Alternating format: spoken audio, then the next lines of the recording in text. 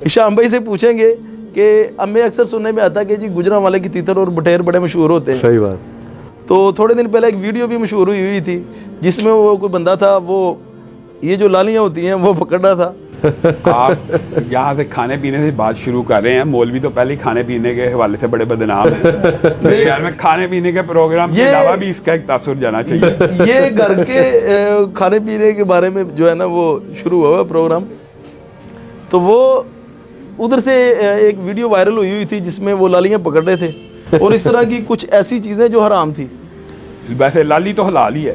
Lolly کی بھی دو قسمیں ہیں نا. ہاں, اس میں بھی کوئی چونچ کا آپس میں ہے کوئی نہیں. جو پنجے سے ظاہر ہے شکار کرنے والا پرندہ ہوگا وہ تو حرام ہی ہوگا. جو چونچ سے کھاتا ہے وہ حلال ہے. تو لالی کی جو بھی قسم چونچ سے کھاتی ہے وہ حلال ہی ہے. تو اس میں کچھ چیزیں اور بھی شامل تھیں جو بالکل جو ہے نا جن کے بارے میں کوئی واضح پتہ نہیں ہوتا. معاشرے میں یار حرام عام کھایا جا رہا ہے, سود کھایا جا رہا ہے, جھوٹ بول کے کمائی کی جا رہی ہے.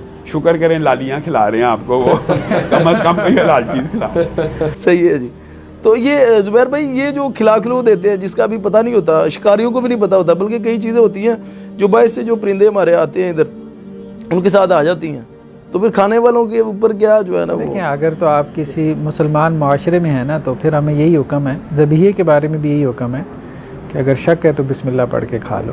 اگر آپ مسلمان معاشرے یہ میں صحیح بخاری شریف کی حافظ صاحب نے حدیث کا حوالہ دیا. یہ صحیح بخاری کیا ہے, نبی کریم صلی اللہ علیہ وسلم سے پوچھا گیا کہ اگر ایسا گوشت جس کے بارے میں شک ہے تو نبی کریم نے کہا بسم اللہ پڑھ کے کھا لو. اچھا, مسئلہ نہیں. تو یہ جو ایک تشکیک پھیلائی جاتی ہے یہ جی گدھے کا گوشت ہے اور یہ فلاں ہے ڈمکا ہے, یہ جو فش ہے یہ باسی ہے, آپ سب عرف کا لحاظ کرنا چاہیے.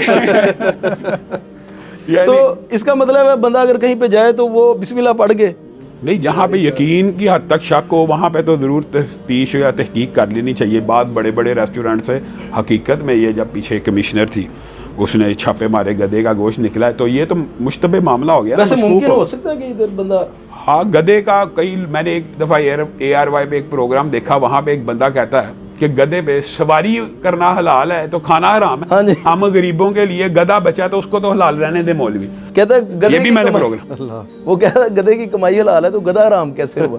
وہ ویڈیو وائرل ہوئی تھی, میں نے بھی دیکھی تھی. ہاں جی. حالانکہ یہ اہل سنت کا متفقہ موقف ہے کہ گدھے کو, اچھا یہ بات ہے ویسے گدھے کے اندر جو علتیں رسول اللہ صلی اللہ علیہ وسلم نے بیان کی ہیں نا کہ جو حرام اور حلال جانور کی زو ناب جو ہوتا ہے نا, یعنی جو کارنیورس جن کے نکیلے دانت ہوتے ہیں وہ سارے حرام ہوتے ہیں. تو اس کا مطلب ہے جن کے سیدھے دانت ہیں وہ حلال ہیں. بنیادی طور پہ کلیے کے اعتبار سے گدھا حلال تھا, اس لیے رسول اللہ صلی اللہ علیہ وسلم نے خیبر کے موقع کے اوپر اسپیشل اس کا نام لے کے اس کو حرام قرار دیا. اہل سنت کا یہ اجماع ہے.